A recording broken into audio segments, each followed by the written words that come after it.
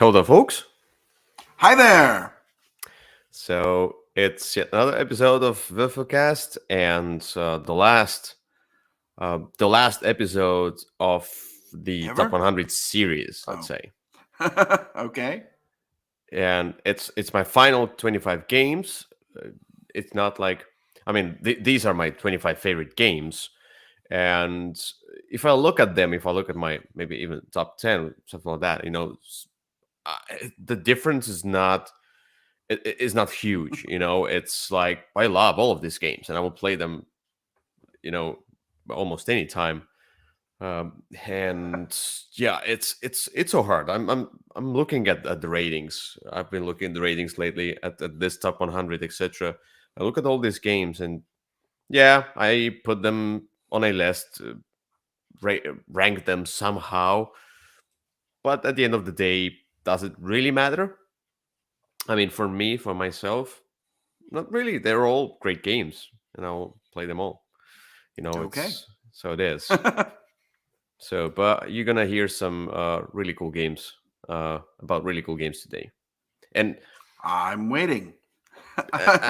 because I didn't consult my own previous list or anything like that, I just went with this the ranking engine, the Bob Meeple's ranking engine.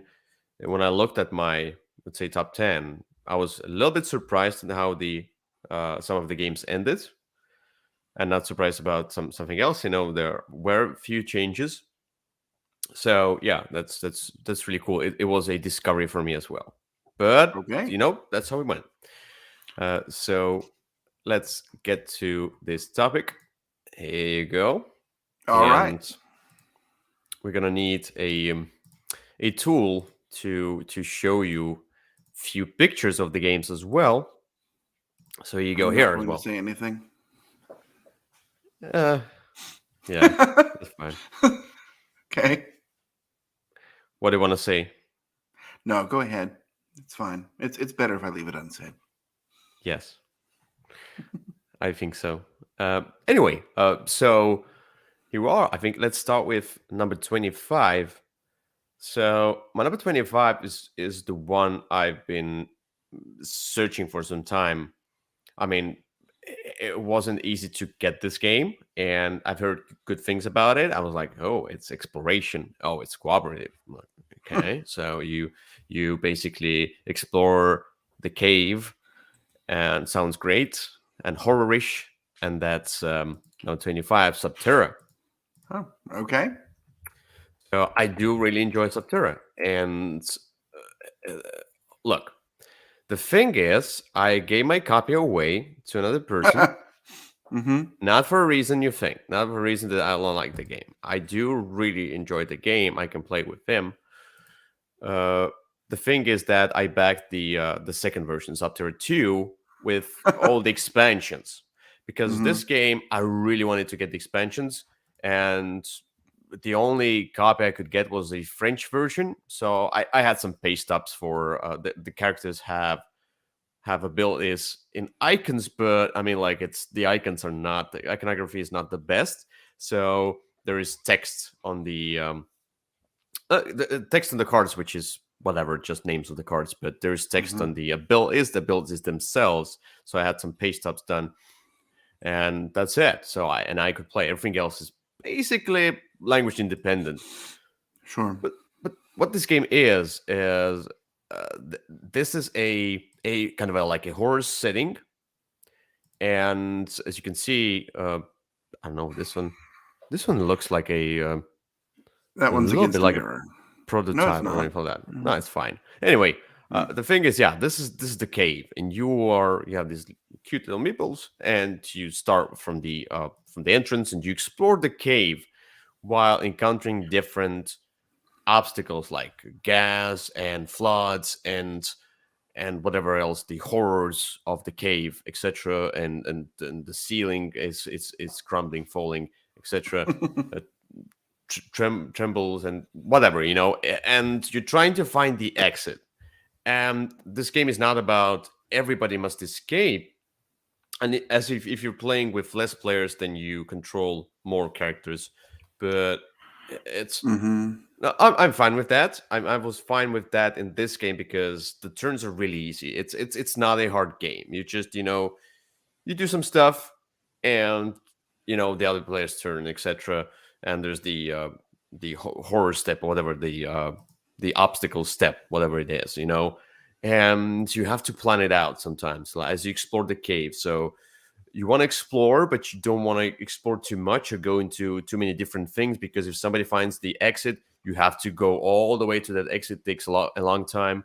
It's just a lot of fun. It's a puzzle kind of in a box, I would say. Um, it's yeah. I just really like the whole idea, the theme. I love the exploration. So, oh, I want to go that way. Let me see. So I turn over the tile. This is one of my favorite things ever in board games. It's just the unknown. Go somewhere, go into the darkness. It's cool. Subterra. Okay. Yeah, I wasn't a huge fan of Subterra. I thought, eh, it was interesting. It was an interesting premise, but I wasn't really blown away by the gameplay of it. So I Okay. ended up not backing the second Kickstarter because I just wasn't convinced I needed more. Hmm. Okay. Because, like, the thing is, as I said, I only got the French copy. It was really hard to get the expansions. Basically, it's really hard to get game. And I backed the late pledge, the second version, because when I looked at the second version, it's brighter. It's the That's true Mayan because it's in a Mayan volcano, right? volcano temples, whatever the Aztec, whatever the ancient things. And the cool part about that one there is that it expanded on the mechanisms and it added few things that I felt like, ooh, I like it more. The way the Okay. new will be playing out, because even if you're like injured in this game, if your character is injured, you're down. You can do nothing.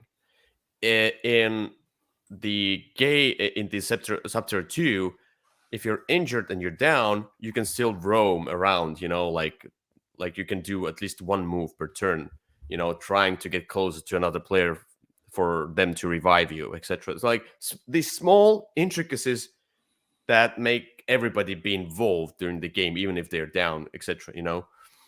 It sounds cool, and some other things. Anyway, Subterra, my number 25. All right.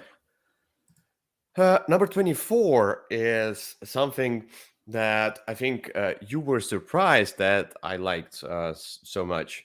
And I was surprised I liked so much because this is not the designer I would usually like.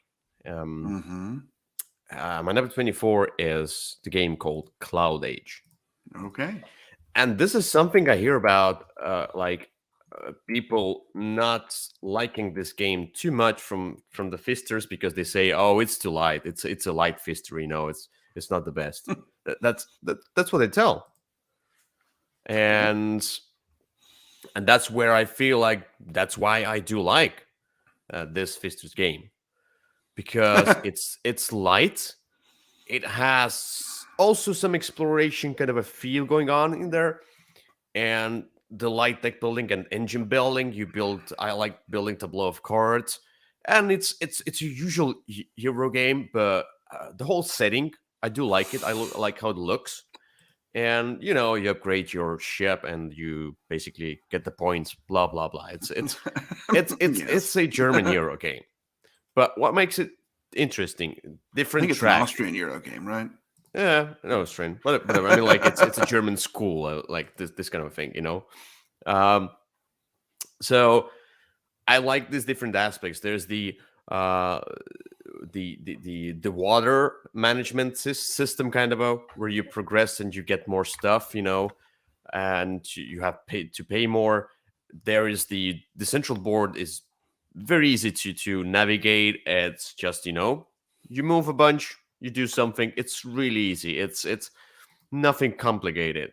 And how you lay out the cards, the different cards that help you out, make some stuff cheaper, or your power better, so you can take uh cities that have more defense, etc., trying to get the resources. And then the whole part of basically upgrading your tableau, putting cards out, or exploring the cards with the sleeves. As you can see here, these are the cards with the sleeves, and you can see they're clouded.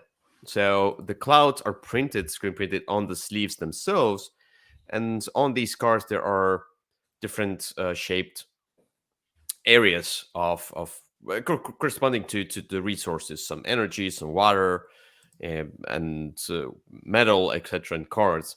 And you're trying to deduce what would be the biggest area so you could get the most out of it, And but sometimes you're like, I don't need energy. I know I'm probably guessing that it's the biggest, but I don't need energy. But the second best would be this. And there are some spaces that give you extra actions as well, some bonuses and things. So it's really cool. So and this revelation when you put down your meeples onto these spots, like let's say I'm guessing that I'll get a lot of energy from this card, and you pull it out because you see a lot of that energy, the orange area there, and then you pull it out and there's a lot of sea, and there's even more water. It's like, oh, you got me. It's kind of a feeling. So this small kind of a mini game of guessing what area should you get, etc., is a separate fun.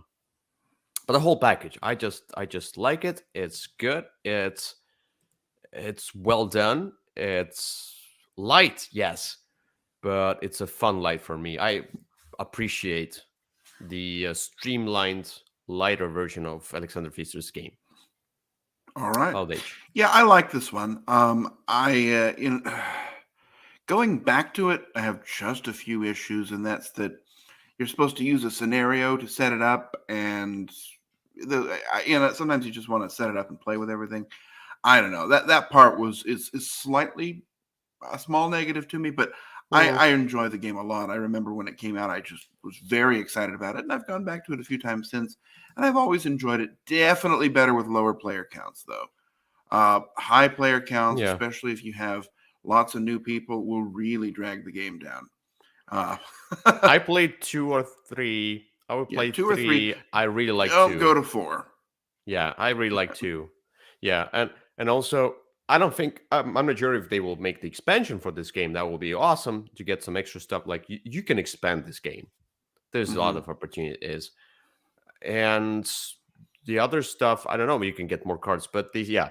So what Pfister does in this game is with his other newer games, let's say, that have the story elements. Basically, this one's also in here. Like it's little bit of story into the Euro game. The story itself, don't go into this game wanting a story. It just a little bit of I mean, text, there's one there, but it's a little bit of theme. It's yeah. Trust me, I play a lot more of his games than you do. I've experienced the quality of the writing in these games many times. Anyway. Lower quality, yeah. Okay. See. Anyway, that is the quality. Anyway. Good. Yeah. I like that one.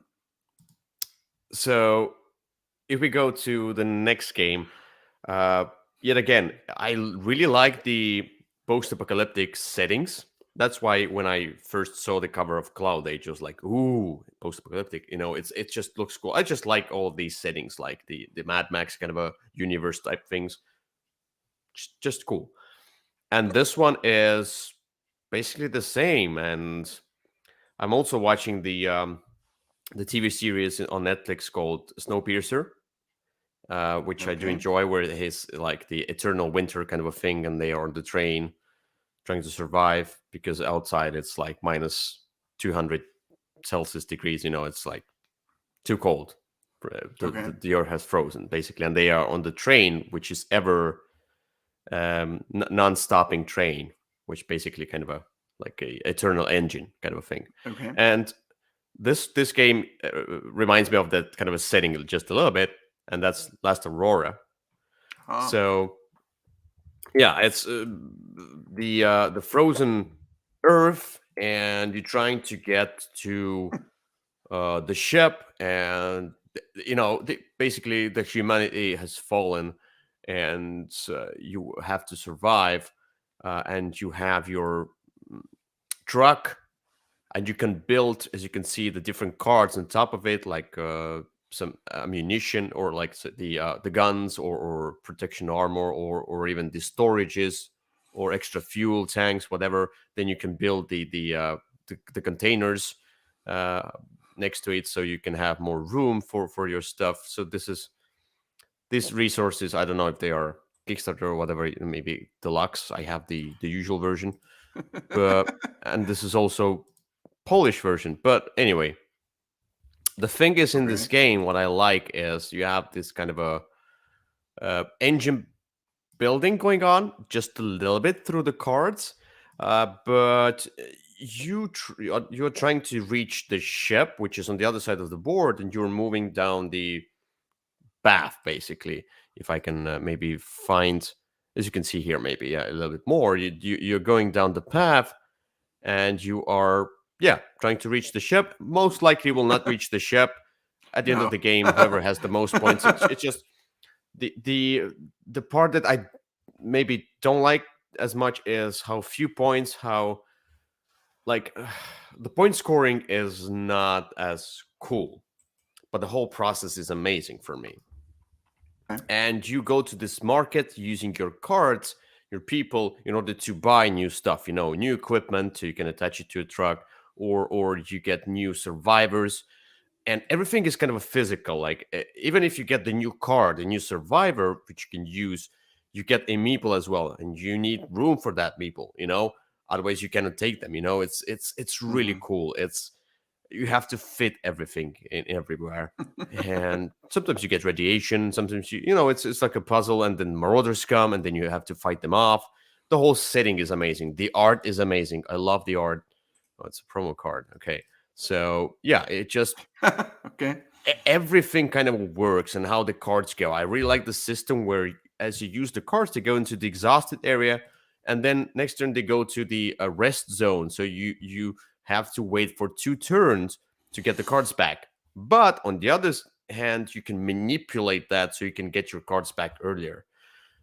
So yeah, it's just a really cool game. I'm waiting for. So there's one expansion.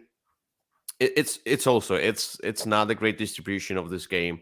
It's not that easy to get this game. Maybe it's a little bit out of print, something like that. The second expansion isn't out yet, as I understood. The first expansion should be out, but it's also hard to get.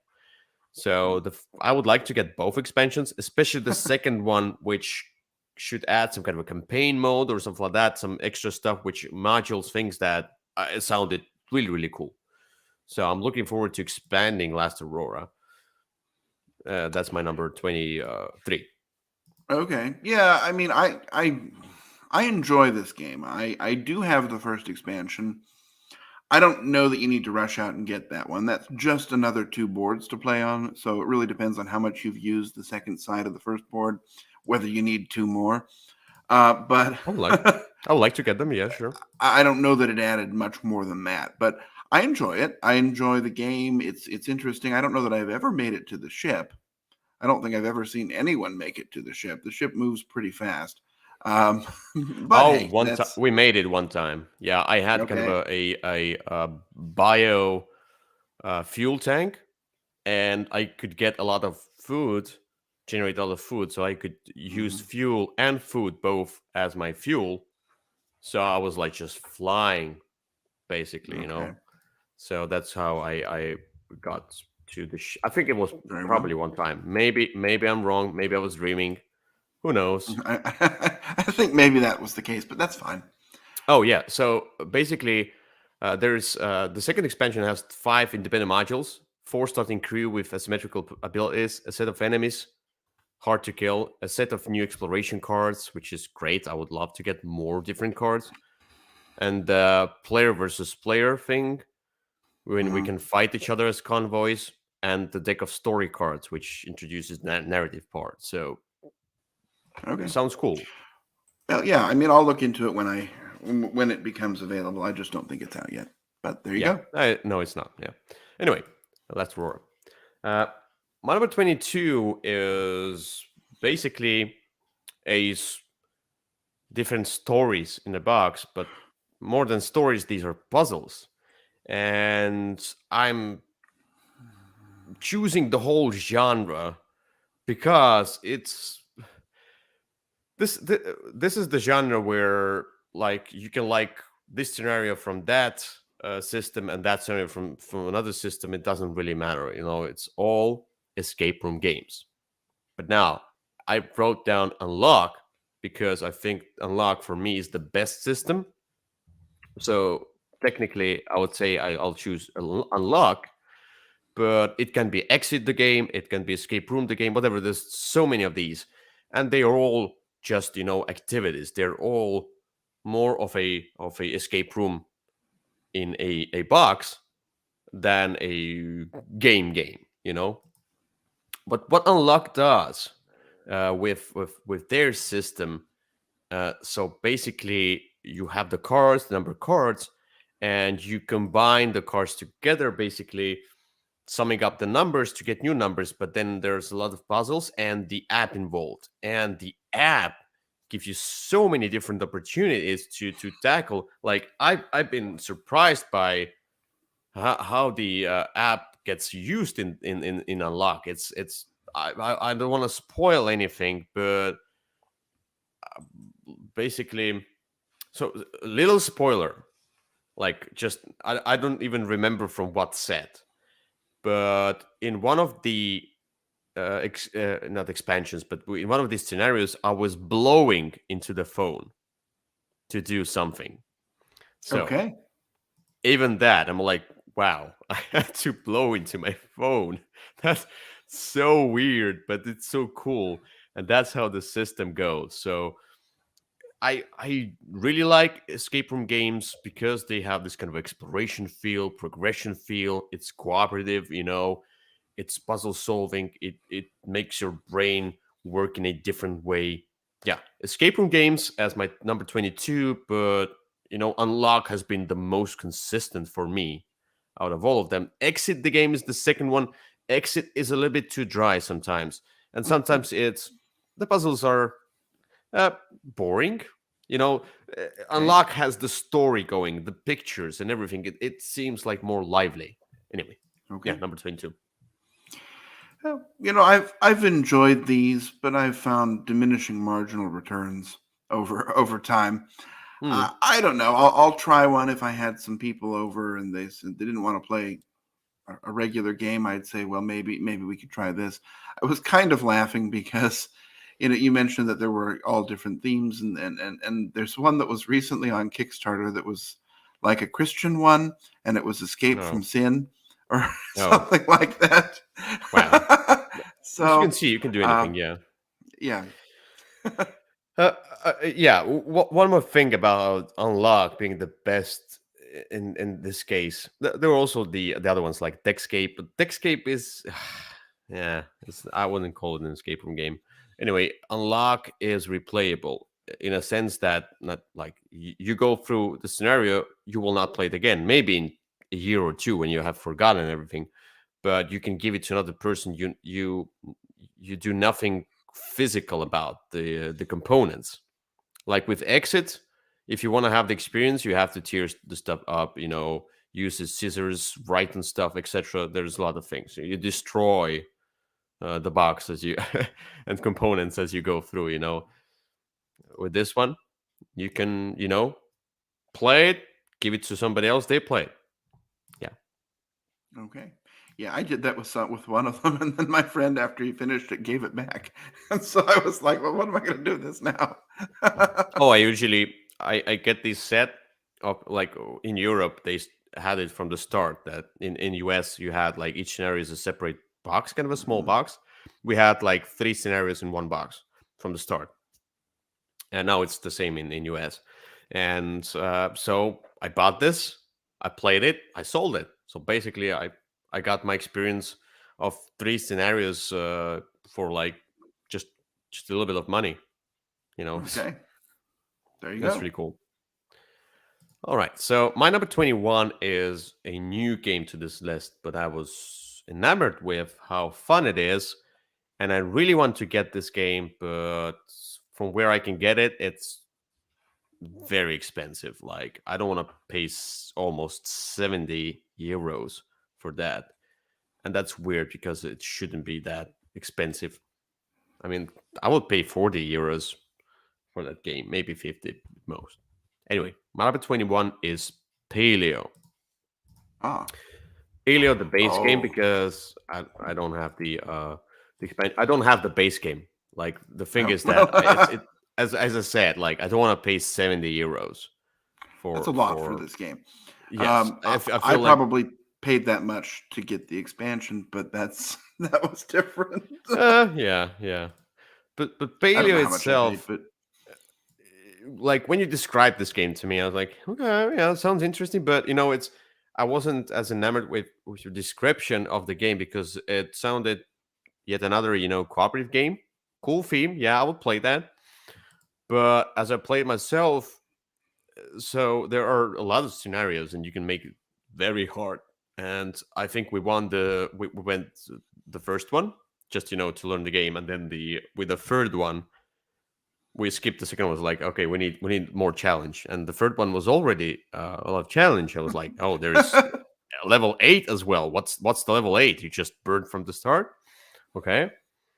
And so this game is about you have your own kind of a tribe and you're trying to cooperate to get the painting done of the mammoth. You need to get these 5 or 6 pieces, whatever, and you can grab some tools. You can craft some items, etc. But the mechanism is that you have a deck of cards with you that you pull out 3 cards from there, and they have different backs. Like this is the mountain back, this is the river back, this is the forest back, whatever. This is the danger back, and then you're choosing one. So okay, we need to get the stone. Okay, most likely I will find the stone in the mountains, or we need to get the honey for that special thing that we need to get rid of that objective card. Otherwise, it will destroy us. We need honey. Okay, honey is most likely somewhere in the forest. So I choose the forest card, most likely, etc. So this kind of a I actually choosing mechanism. I think the honey has a picture of a beehive on the back. Was it really? I don't Yeah, the remember. honey is very clearly identified. Okay, maybe. I don't So, remember, and but sometimes they are right. Like there's a mushroom, and it has a mushroom on the back, so you can easily know and that what's there. sometimes, You don't know what's. yeah, sometimes you don't. Sometimes there's no indications. You kind of know it's there in that landscape, but it's not marked. It's you're trying to memorize your deck just a little bit. That's the part of the game, in my opinion. As you go through the deck, eventually you have to reshuffle, go again, and then you already memorize that you can find such things in this landscape, such things in that one, etc. Anyway, uh, I really enjoy this. This is also a different type of exploration. It's a, for me, unique type. I haven't played such Mhm. mechanism before. Everything else is just cooperation. Get your objective done. Try to stay healthy with your tribes member and get resources, etc. Just the whole Sure. package is worth it. Everything works and it's fun. Yeah, I quite like Paleo, and I liked it enough that I went after the expansion, which is only in German currently. There's Hmm. not a whole lot of German on the cards, a word or two, but other than the rules, which are in German. But fortunately, I'm able to read them. The expansion's really good. If you like the base game, it's an interesting evolution on the game. It takes Hmm. place, I don't know how many years later, but a long time later, and so now you have access to farming, and because of course it's a Oh, game and you farming. have to put farming in. But well, what that does is it gives you some different options of things to do. So you can domesticate animals so that they're providing you food all the time. Mm-hmm. But your regular food, like your meat and stuff, goes bad at the end of the round. So if you're going to store stuff up so Hmm. that you have a stockpile, then you've got to focus on clearing fields and developing agriculture. It's an interesting way to Hmm. do it. Interesting. Yeah. Yeah. I mean, yeah, I would definitely try out the expansion, but some people say it's language independent. No, it's not. It's not language independent. It has text on the cards. It might be few, but it still has it, and you have to read it. You have to understand it. So don't call it language independent, people. I did It's not not. a language dependent game. No, I mean I like said there's not much German on the cards. no, not you. I mean like Oh, okay. I was talking to somebody who said, "Oh, it's language dependent." No, it's not. You're confusing people who will buy it, and then like, "Oh, there's German on the text. What does it say? I have to translate." You know, no, don't do I that. bought it knowing there would be some German. Yeah. Anyway, Paleo. My number 20 is another. Paleo isn't small game, but it feels smaller. It feels more tight, and this other one feels even tighter, even smaller. It's it's in a bigger box, so it could have been a very small box, like a magnetic clasping of a box. I mean, if we get some expansions for it in the future, the box size will justify it. Number 20, Furnace. I mean, it's Okay. just few cards, it's and few pieces. So it could have been um maybe for the rules, I would say. I don't like very small rules, but yeah, otherwise I don't know. It's just It's not a it, very. There's not a lot in the box, is what you're saying. yes, a lot of air in the box. Thank you. Anyway, this is a game about the engine building. Yeah, industrial theme. Forget the theme. It's engine building. You are bidding on the cards in the center. Maybe I can find a better picture, but basically, you are bidding on the cards in the center, trying to get the cards themselves, or trying to get the resources above the cards. And as you like, basically as you trying to get these cards sometimes, and they have to be resolved in order from left to right. You are bidding these discs, and you have discs from 1 to 4. If you have the highest disc at the end of that bidding round, you have the highest disc on the card, you get the card. Everybody else will get the compensation. Compensation is the resources above the card times the strength of the disc. So if I put a 4, you put a 3, I get the card, you get 3 times whatever is above the card, like 2 stones. So you basically get 6 stone in total.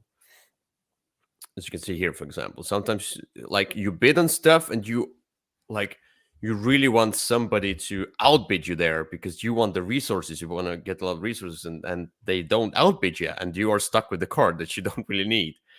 But the cards themselves are also very important as you get them, because they give you the opportunities to transmute the resources, exchange resources for other resources, and then to money, which is points at the end of the game. You can also upgrade the cards. They are double-sided. If you upgrade the cards, they have a even better outcome of the exchange, or extra resources. And you're trying to manipulate those resources, manipulate your engine in a way that I exchange this to this to that, and then I get the money. Very simple. It's extremely simple game. There are special abilities that you can get if you play with the special abilities. I would say some of them feel very powerful, but you should just play with different ones. They all are powerful in a sense because they are just all situational in different ways. Some of them are just straightforward thing, like, oh, I understand how to use my power. And with some of them, it's a bit more difficult, but as you get to know that power, you will be using it very well. Uh, there is the alternative rule to the second part, where you basically you activate your engine. The cards in front of you, and you can use them one card each time. One like not one time use by once per round use of the card. You can either play like you put the cards in front of you, and you can activate them in whatever order you want, or the alternative rule, which I think I will now play from now on. When you buy a card, you have to stick it in your engine on the left or on the right of your engine, basically your Okay. row of cards, and you have to activate then the cards from left to right. You cannot change the order of them, and that gives you the extra thought of what cards you want to grab, where you want to stick them.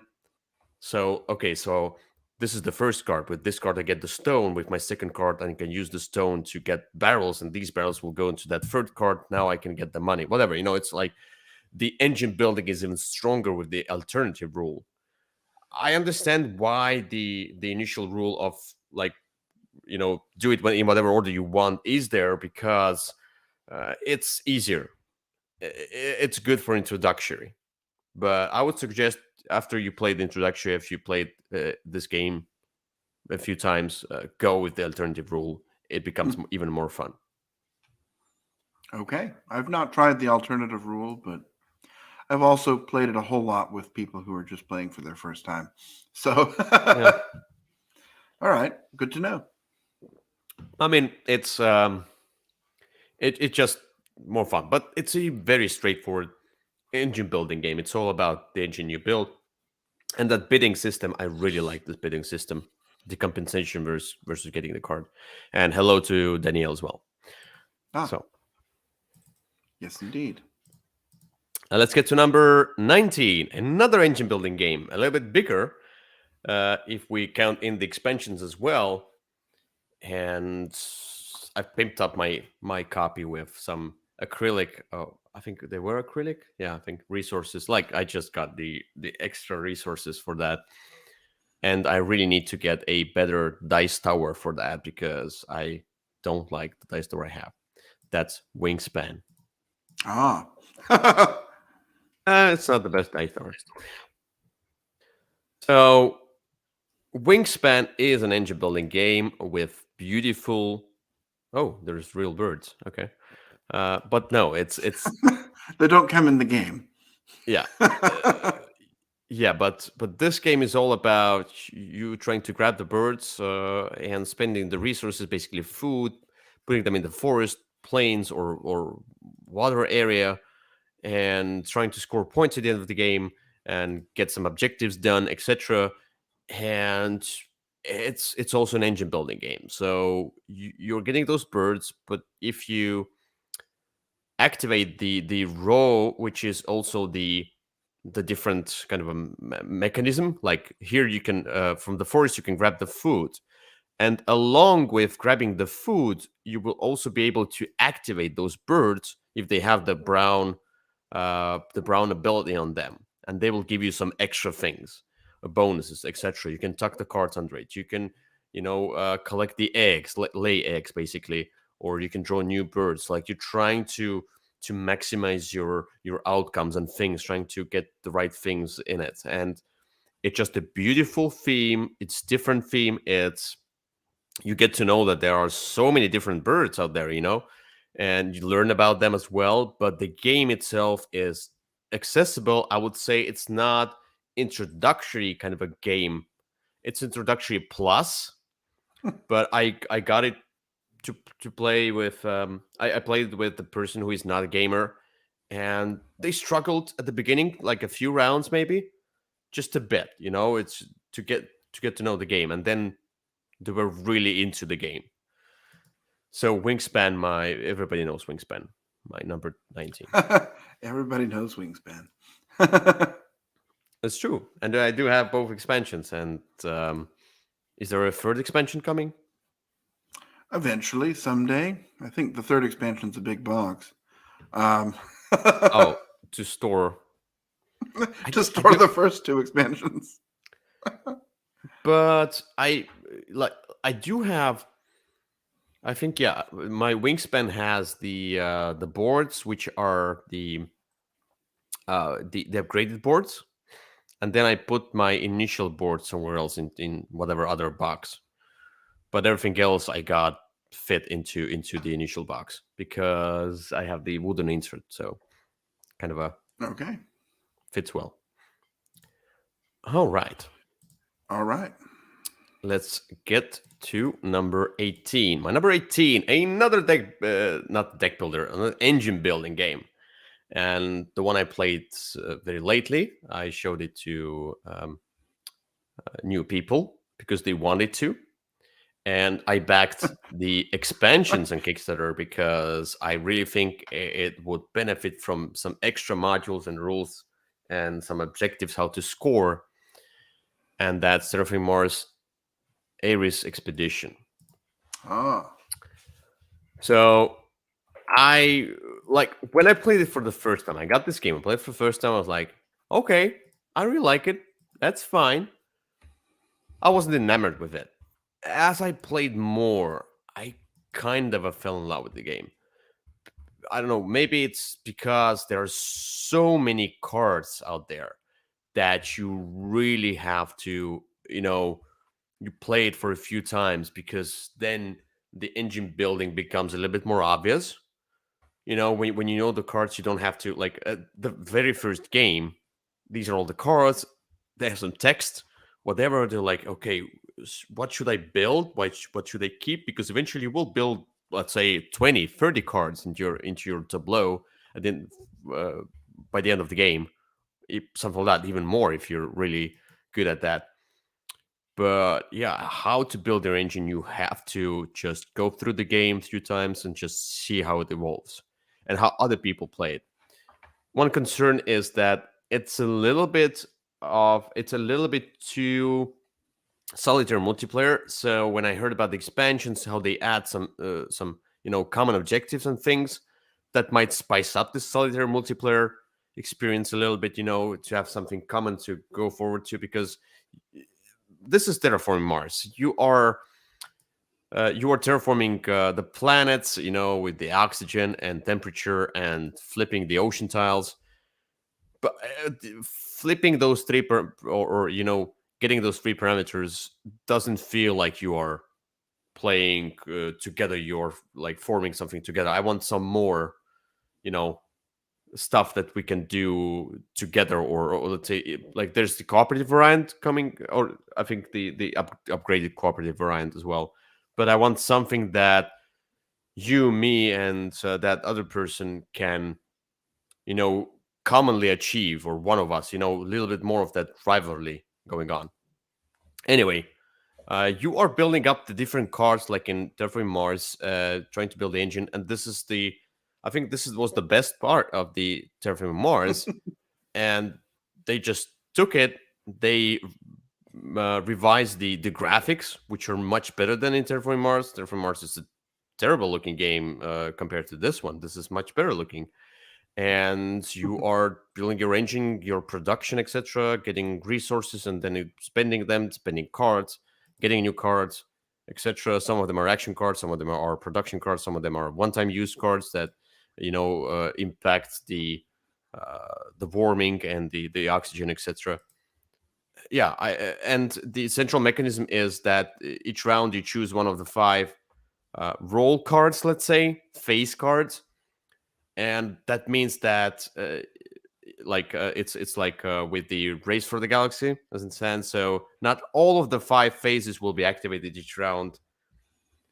So and sometimes people choose the same phase, so the less phases then, and you're trying to outsmart each other, trying to guess who will do what phases, who will choose what, so you don't have to choose that, so you can choose something else which is also important to you that will be activated. All of that. It just, the whole package is much better than Terraform Mars for me. Okay. And I really like it. And as I heard, the face cards will be revised with the expansions as well. So they will have something else. So that's cool. Yeah, we'll have to see. I'm not really sure what's coming out in that one, but more is better, although not too much more. The one thing about the expansions that I was disappointed was there wasn't like the whole prelude thing like regular Terraforming Mars has, which I think the game would make this game a little bit better. But oh well, I guess that's for round 2. Probably, I think this game will get a lot of expansions eventually because it is popular, and yeah. Let's see. And Let's people see. will buy them.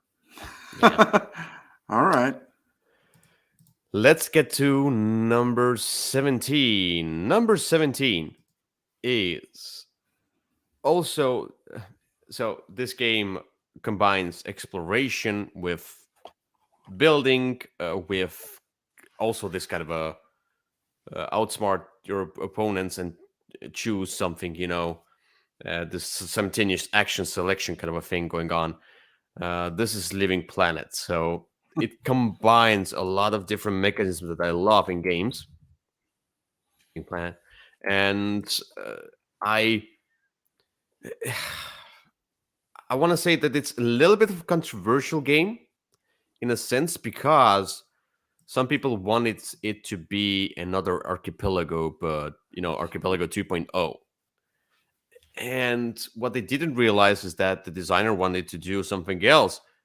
Yes, based on the ideas of Archipelago, but just another game. You know, that's where I talked to Chris Billinger and how he wanted the game to be. It's not Archipelago. Forget that. It's um spiritual successor, we can call it. Yeah, in a sense, there are some mechanisms that kind of are the same, but already different game. What this one does is you are on a planet, you explore the planet, explore the different hexes, you build the buildings on them so you can produce the resources that a planet has. But this planet is also hostile. It has tornadoes and lava and whatever else, the I don't know, earthquakes, and these things, they activate the different hazards. They activate through the dice, and each round, each person will choose a one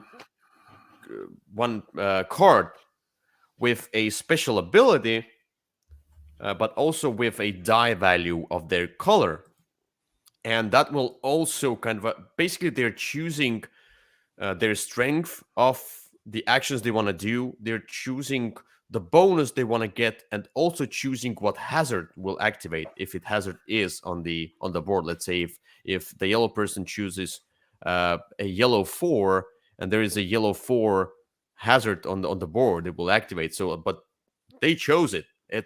Like it's not like these hazards are random and they just happen and then they wipe everybody out.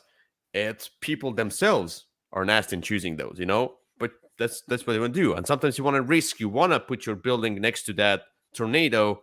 It might come, but you get a lot of resources, etc. And this is the game where so you feel like you're building up, but on the other hand, you have to remember that it's a hostile planet. You come here, you grab some resources from there, now run away, build somewhere else. It's this game, like I played a bunch and then I realized that I shouldn't focus on, expanding and building as much as I can, to have an empire on this planet. No, it's all about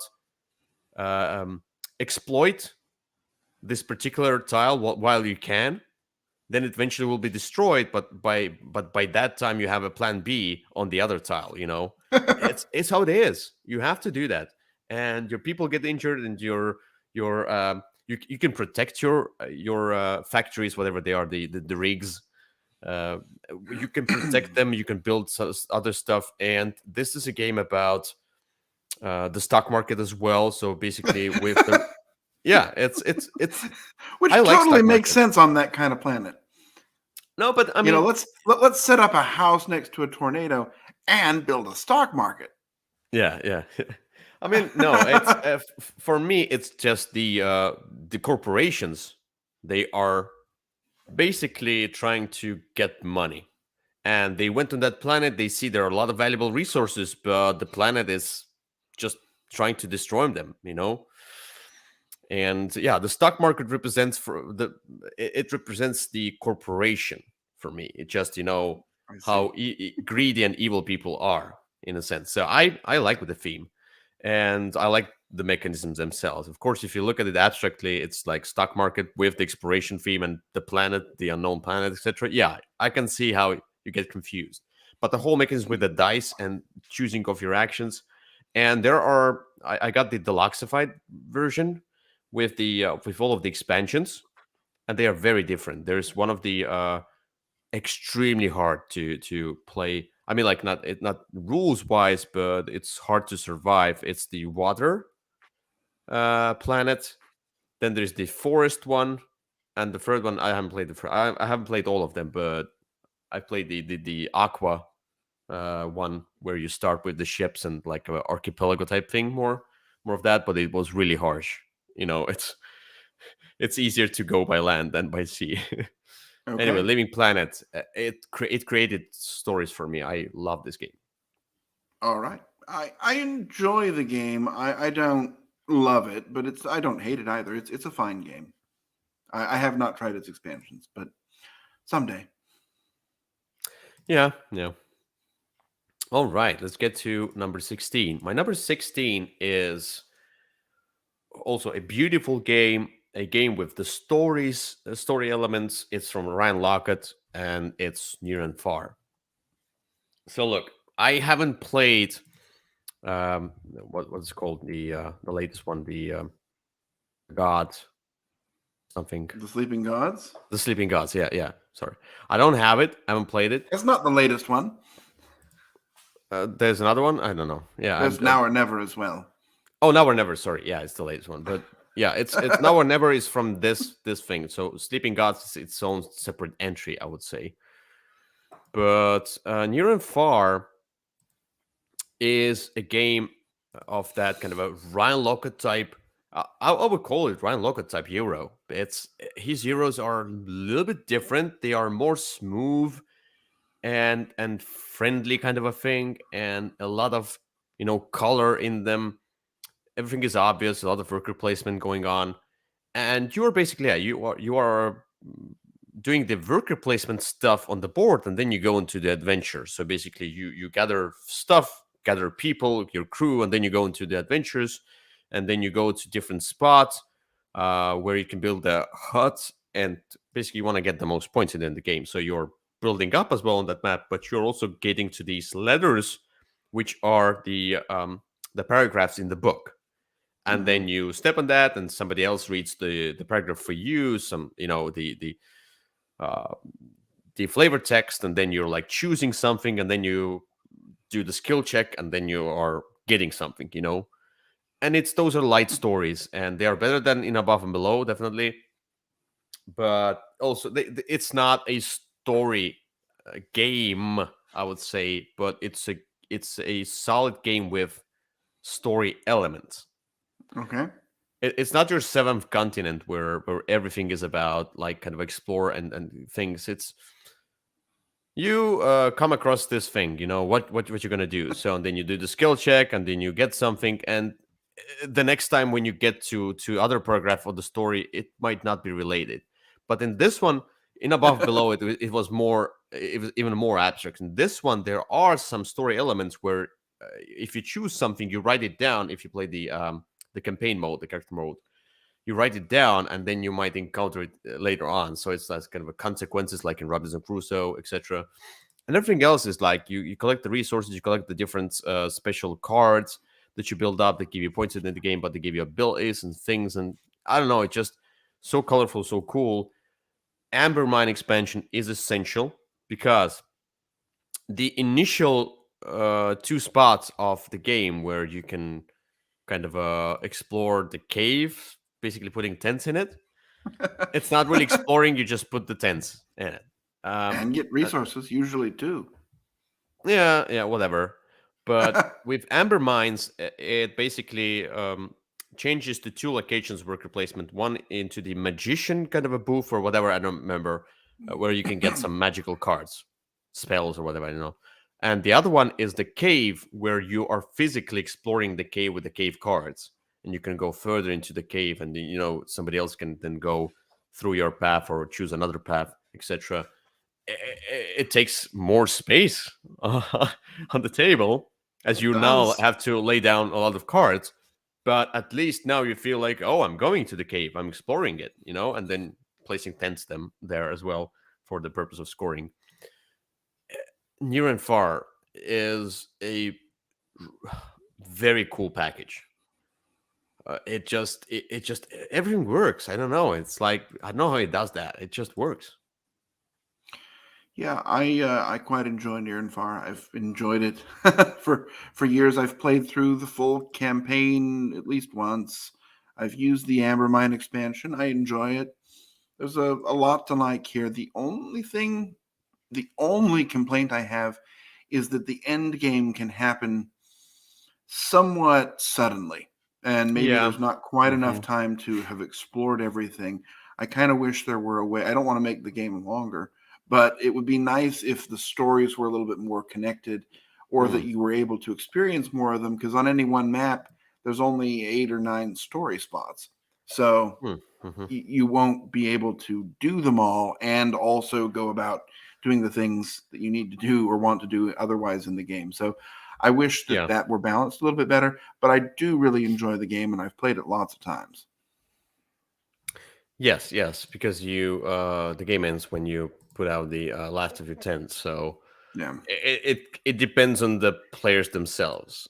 It's not like rounded down like into the rounds, particular rounds, etc. But I'm fine with that. I can see like when people are near the end, I'm like, okay, I just accept that the last stage of grief I accept.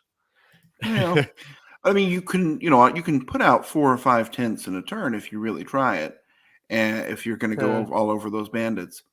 I don't know. oh I just wish there were some way to extend the game. And I've played with the long mode, which adds, I think, 3 whole tents. But yeah, I. So what we do? We I don't know. Is it intentional? It's a little bit intentional where we start cooperating. Like, oh, we need to get all the story elements before we put out our tents. Like, we put aside our winning, uh, yeah, our urge for winning for these story elements. It's like we cooperate just a little bit. I It's see. uh, Yeah, I don't do that. I if I'm playing to win. yeah. All right. Okay, so number 15 is a bigger game. Um, One of the biggest and heaviest Euro games that I have. As you can see, I do really enjoy those post-apocalyptic themes, and I think this is a rather thematic Euro, and it's Anachrony number 15. And Ooh, yeah, Anachrony, a worker placement game, which I do enjoy more than the Magician one. Oh, my brain is dead today. Tricarian. Yes, thank you. I don't know why. I just cannot remember anything. Anyway, I'm not going to say anything. okay. No. It's not like that. No.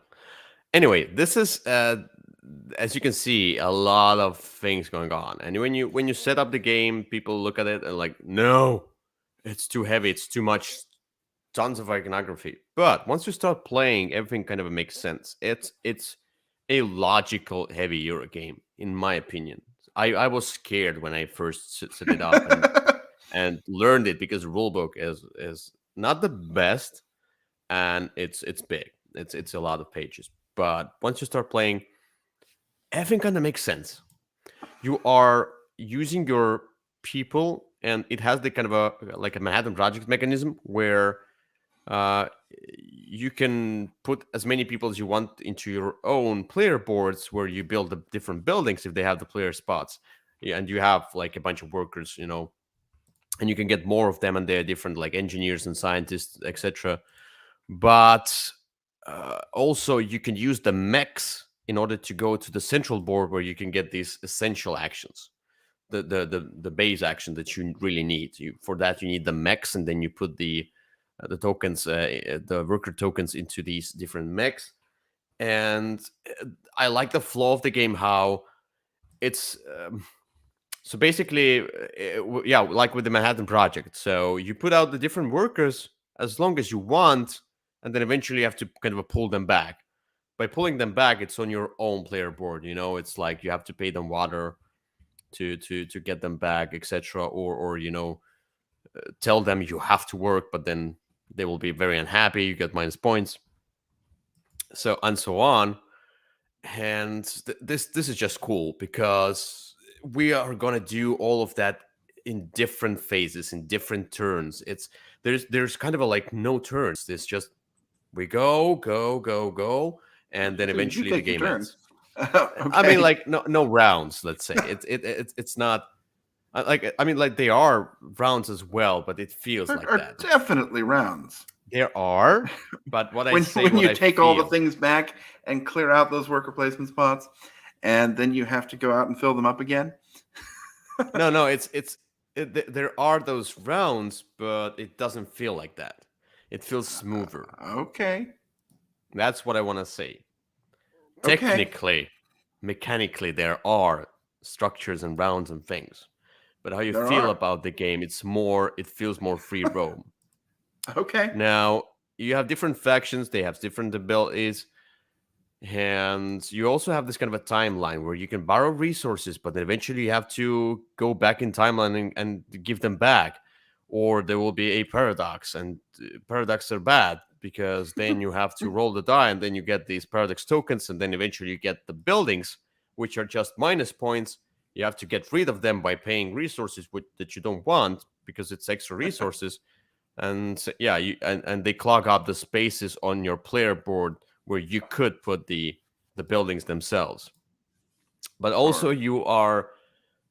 you are building these super projects, which are a lot of fun. You need particular science tokens and things, but they give you some really cool abilities. So yeah, it's really hard to describe this game. It's huge. It's a lot of things going on, But the mechs are the expansion, the miniature mechs. But I Okay. would Yeah. say if you get this game, if you like this game, get the mechs Sure. because like the base game itself, the retail version has Has a the token. yeah I don't know, the like A tokens that very you sad token. very sad tokens, and you put the workers on that, like it's a tile that you put your small worker tile on, and then you go Yeah, outside like no that's and you need disappointing. mechs. Yeah. Anyway. Yeah. So I really like Anachrony, and I recently, and I won't spend too much time talking about it, I got Perseverance, which is the next kind of big Euro game from this company. They've done a couple of others in the meantime, but uh, if you like Anachrony, you'll love Perseverance. Uh, Okay. so, um, Interesting. especially these, because there's two things in the box. There's two different games in the Perseverance box. The second game is fantastic. Oh, I The see. first one's good. The second one's fantastic. So, Hmm. more on that later, I'm sure. Yeah. All right. All right. All right. Okay. Cool. Anyway, Anachrony, my number 15. My number 14, another new entry into this list, and the one that was very high on my list in our top 10 games of 2021, and I just really enjoyed it. It's unique in a sense for a deck building game, and that's Imperium Classics or Legends. Just go with whatever because it's the same game. It's just different nations. Some of them are made up. Some of Well, them are yeah, real made up nations. like Egyptians. Yes. Yeah. Sure. Uh, no, I mean some of them are really like Atlanteans and whatever the Utopians, wherever they are. Uh, but this one has. So if you get both boxes, you get a ton of different nations that you can play with. It will get you through quite a few plays. But the game itself is that you have your own deck that you build up. There are some cards in the center that you can also buy, but you have your own kind of an important separate deck from your nation that you want to open up so you can start getting cards from there, and then you eventually get those cards and they're very powerful. So there's a like kind of a two phases of your deck building: your own deck, powerful deck, and the common deck or the common card row where you can buy the cards which are less powerful but also very necessary for you to do everything else. And yeah, you are trying to get to the end of the game, get the most points, and there's a lot of not even iconography but the keywords. So this game is based on the keywords. This is the keywords, the game. Everything has its own keyword, every action basically, and every action like basically the rule book is the rules. The base rules are not hard, they're easy, and then you get to 5 pages of keywords, something like that, that all of them are needed because you're like, oh, this says banish, this says expel, this says torture, whatever. I don't know. It's like, and all of these are like different ones. This one says this one means to discard into the common pile. This one says to discard from the game, and this one means to put the card back into your deck, whatever. It's like all of these different things which are almost the same, but they're different. Like it's for each of your different movements, you have this kind of a different keyword. If you get used to that, that's good, because then you can enjoy the game. And this kind of a very tight engine building. It's for me. It's basically you are building the engine, the tableau, but you're also building the deck itself, which also is the engine building. I don't know. It's so weirdly tight and weirdly uh, cool. So I don't know how to describe this game. You just have to play it.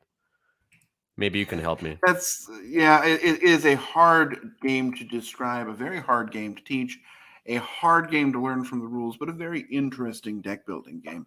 It's interesting how everything works together, how each of the different civilizations has a small thing that it does differently and does better. Some of them, it's a big thing, right? And sometimes it's a big change. But I really enjoy this game. And it was one of my favorite. I think it was my favorite game of last year. So it's definitely a good one. Yeah, as you can see here, for example, each other player abandons a whatever card. Then you may acquire, and then you may garrison the card. Each of those means something very specific that you need to, Right. understand. And then you exhaust, and then you break through. And what? Like you break through and acquire are the weirdest two, right? Abandon is pretty much what it sounds like. Breakthrough is basically what breakthrough it's was draw the plus. Yeah. So anyway, yeah, cool one with a lot of the classics and then legends. Basically, you can buy one box; it will be enough for you for some time. But you can buy both. Put the half of the components into the garbage pile because you don't need them. Because basically, each box has its own set of the tokens and things, but you don't need that many. You only need one box. So one set of these extra tokens, the helping tokens. So yeah. And I think played with 2 people. Don't play with more. Yeah, it's a little on the long side with more than 2. Okay. Let's get to number 13. My number 13 is a deduction game, a game about crime, a game about solving the crime. Chronicles of Crime. Chronicles of Crime, an app-based game where you have these codes that you scan on the cards, and it has the 3D glasses if you get one. So I got it from the Kickstarter. And so you can use your phone in order to view the scenery of the murder in 3D or whatever other scenes there are in 3D, and to get the different elements. You look around, I find this curtain has some kind of a stain on it, so we have to analyze it. And then you're playing detective, and you are playing through the app where you scan different stuff, but you scan, like, for example, I scan this person, and then I can start talking with them. And then if I scan, like, I want to ask this person about that other person, I scan that other person while I talk to them. So it's like everything like connects through these QR codes. And then I send the different things into the lab to analyze. And there's a psychiatrist, whatever, who analyzes the possible thoughts of the murderer, whatever. And there are many different scenarios. In the base game, you can also get the Red View expansion, but I don't remember the kind of a like 80s, 70s. It's Red something. Red something. And then the gangster Noir. The Noir, the gangster one, Noir. And then eventually they got the Kickstarter to have the medieval times expansion, 1400. Then there was the 1900, also like noir like, and 2400, which is like future thing. And then really and the fourth expansion, Millennium or something like that, which has extra scenarios, combines the 3 different timelines. I haven't played it, so I'm like, there's so much content now that I'm like, oh, There is. and because I got the game from the Kickstarter, I got some extra scenarios from Kickstarter, etc. So I got a lot of plays, and I think you can even buy more scenarios from the app. And yeah, just I think through the app you can, yeah, there are extra scenarios that they pumped out for the base game even that you can just buy separately. Like you pay, let's say, €3, what dollars, whatever, and then you get another scenario. So it's kind of a one time and done with each scenario. But for example, I forgot that I played one of the scenarios and I played it again. And then at the end, at the end when there was a solution, I realized, oh, I played it already. I know the answer, So, Oh but no. I forgot because they are so extensive. They are so involved scenarios with a lot of twists and things that some of them are fine, but some of them are really cool, well written stories. So, yeah, very good Okay. game. If you want a story in a game, this is one of those games. Yeah, it's a good one. I enjoy it. I have a few issues with it, right? There's sometimes where I know the right solution, but I'm not able to get something to happen because there's some parts where, someone has to be somewhere at a certain time. And the whole process of Hmm. figuring out how to get the person to react in a certain way, that part Mm-hmm. can be annoying. That's a part Okay. that's really in a lot of older video games, but uh, but the Okay. game itself is quite enjoyable and Yeah. relatively easy to learn. Oh, it is. It's not. It's like with the escape room games. It's an activity kind of a thing. Just go through stories. Um, let's get to number 12. My number 12, another game with stories and elements, and also less of a game, more of an experience. And it had right now it's on its second cycle Hmm. called Blue Cycle. But first, Mm. I went through the whole White Cycle, and I enjoy it. Like some people hate it, some people love it, and that's time stories. And some people, like a lot of people, loved it from the first two scenarios, and there from there on, some people hated, some people loved some of the scenarios. Some of them were really not so great, but I still enjoyed the whole. Maybe it was the group, like as I say, it with the Harry Potter, the Hogwarts battle, extremely easy, whatever for the deck builder. But the story, the people that I play with, they make this so much more fun. The people I play this time stories with, they somehow make it so much fun because they're so invested. This is an RPG like game where you are exploring the rooms and things through those panoramic pictures, having encounters, skill check kind of a thing going on there, like RPG, and then you're trying to solve the mystery, but it's a Groundhog Day kind of a thing where you run out of time and then you have to reset everything.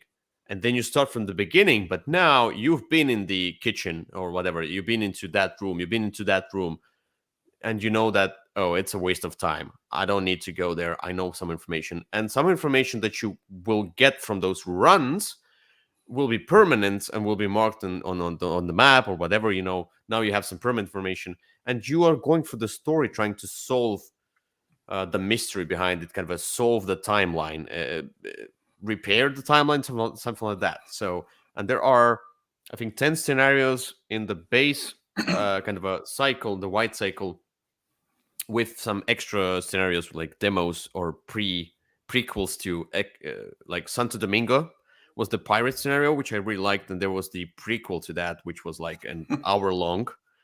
And usually these scenarios would be 5 to 7 hours long. And what we did, like, what would be a huge mistake? Never play one scenario in different sessions. Like, don't split it. You No. lose this immersion. It's just don't do that. Just play how it goes. Like, just take the whole day, whatever. Just find those 5 to 7 hours and play it.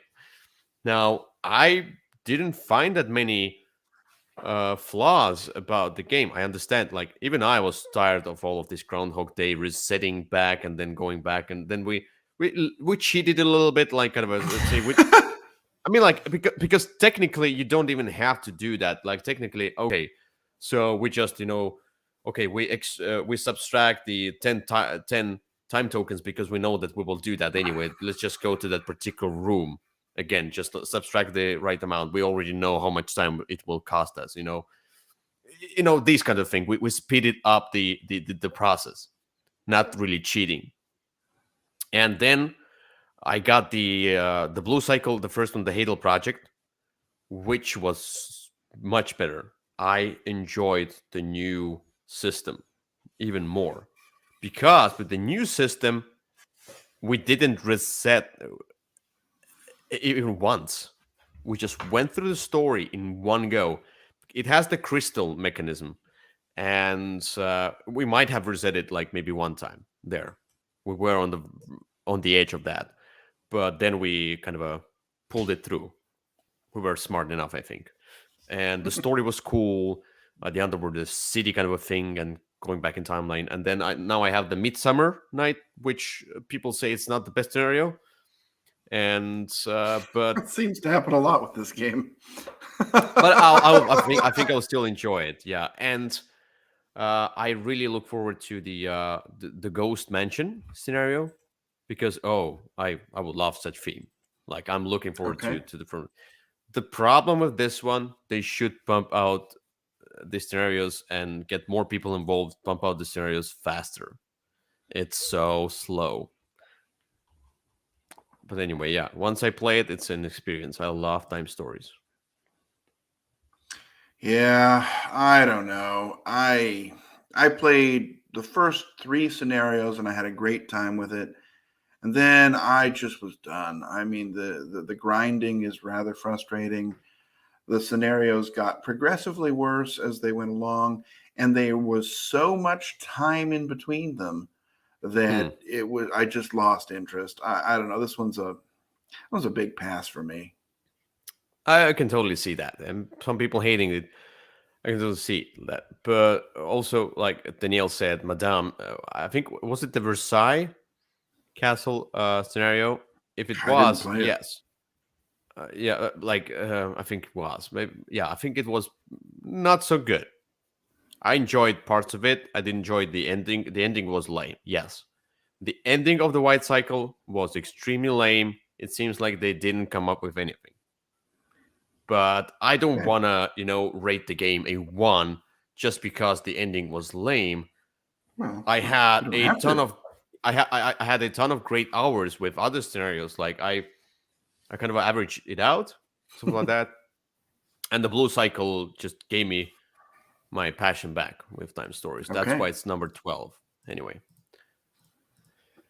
let's get to number 11, a Euro game that you can just set up and uh, choose the modules and just play it in 40 minutes to an hour, even less if if you know the game really well, if everybody has played it before. It's a That's very First vague Class. description. Ah, yes, you can play this in 25 minutes. I didn't want to give away too much. Anyway, As we learned on the cruise. Oh, yeah, uh, you weren't there. no, I wasn't there. The rest of us played it in 25 minutes. Yeah. So anyway, but this game is all about building up your train and getting a lot of points. It's this kind of a ton of points game. Uh, it has this kind of a progression chain reaction going on. Like on your turn, sometimes you do boom, boom, boom, boom, boom, boom, boom, and then you're like, okay, I score uh, 50 points from this one, and then I scored 120 points from in the next round. This kind of a progression is really cool. You choose the cards from the center, which are like sometimes you can buy uh, new tracks or wagons, whatever they are, and then get gold to get your conductors to move because you have to move them in order for the cars to score. It's all very mechanical, but it all works so well. Very smooth sorry, not deck builder, engine builder. Also has a lot of different modules from A to F if you get the extra modules separately. From A to E, I think was the base game. Was it something like that? I don't know. A B C D Yeah, E. A to Yes. E. There was 5. Yep, that's right. And then FG were the extras you can buy separately, and also some mini expansions and promo packs, the tea party, whatever. I Yeah, play with well, that. I played with different these, but I mean, like, no, they are fine. We could include them. We can exclude them. It's not so big of a deal. Some of the modules are not the best, but that's why it's so great that I can try out the different modules, and then I can find the particular um, combinations of those modules that I like the most, and then just play with them and still have a lot of fun, because this game is very replayable, in my opinion. it is. It's good. I like this one a lot. Yeah, nothing more to Very say. fast. It's dry. It's engine building.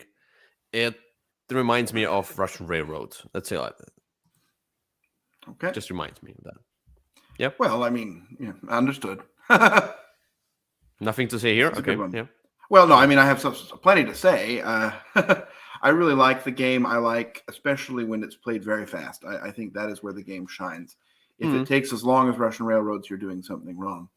The one complaint I have, though, is the scoreboard. The scores are going to be about 200 or 300, and the scoreboard only goes up to 50. And yes, you can put these cubes on there and remember it, but that was something that I think was a miss on the design, was not making a scoreboard that was realistic for the scores that are going to be in the game. Yeah, I think there should be some kind of an app. Maybe somebody already did that. Like you have an app, or you can just make an app, or like you use some kind of a third party app to just keep the scores. I don't know.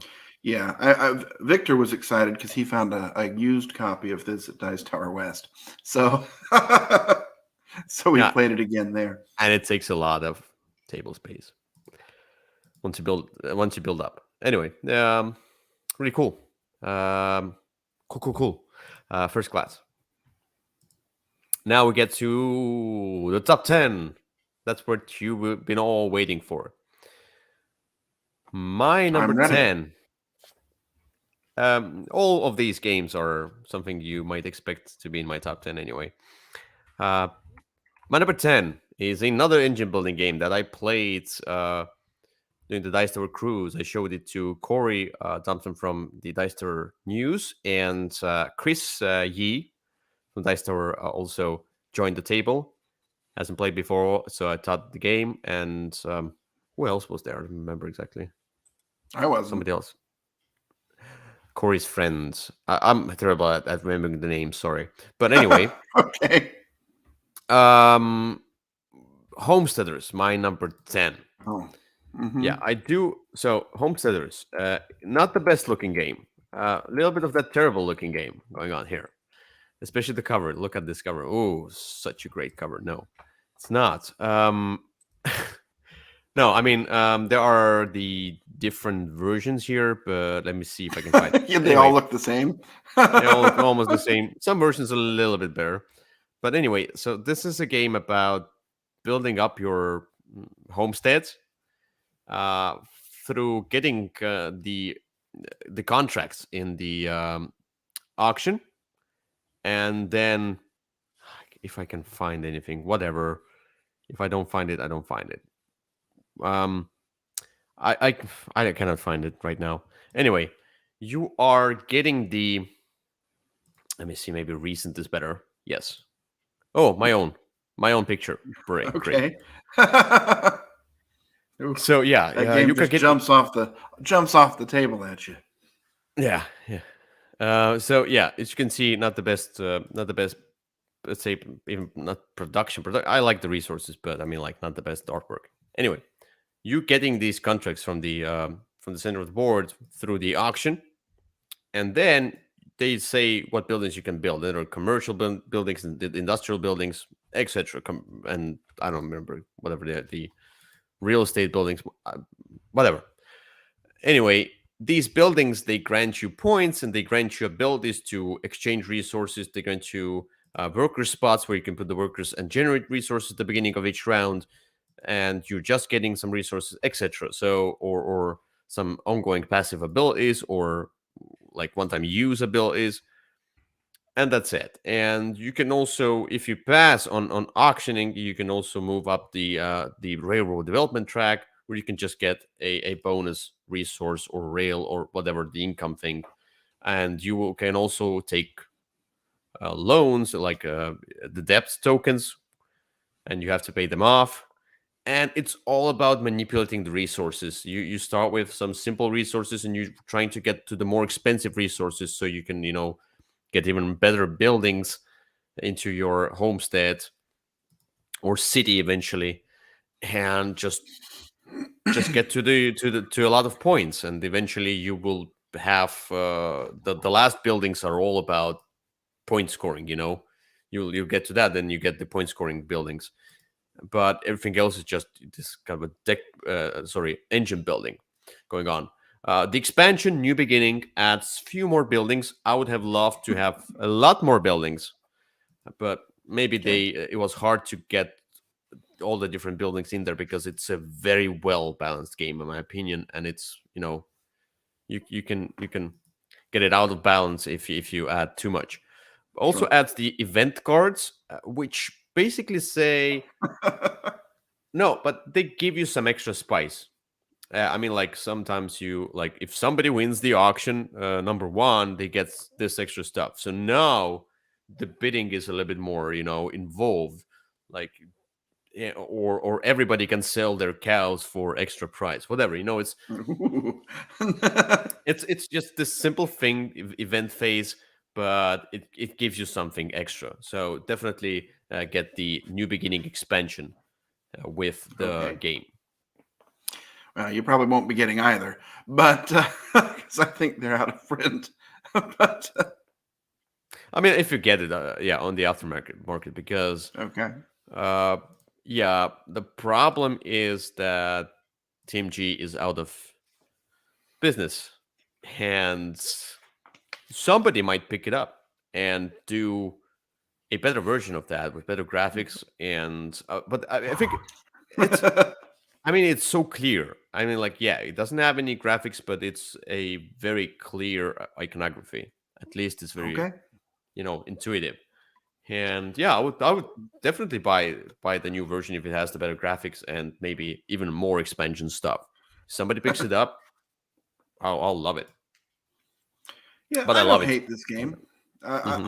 I enjoyed it. I don't know that there's anything about it that makes me want to return desperately, but under the right circumstances, I'd play it again.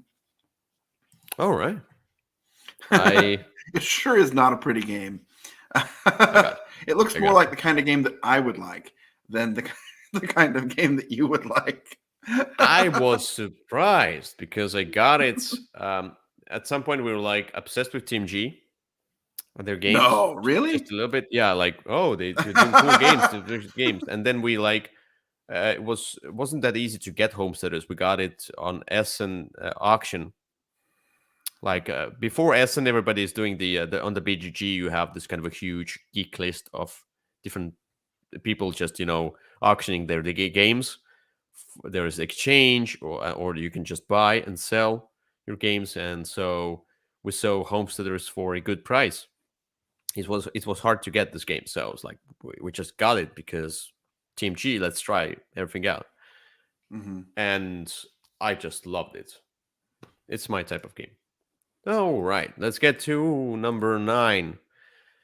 And I feel like this game should have been higher on my list, but that's how it came up. So I was like, okay, I'm not going to change anything. It's still my number 9. It's still very high because I love this game to the bits. It might be much higher next time, next year. Okay.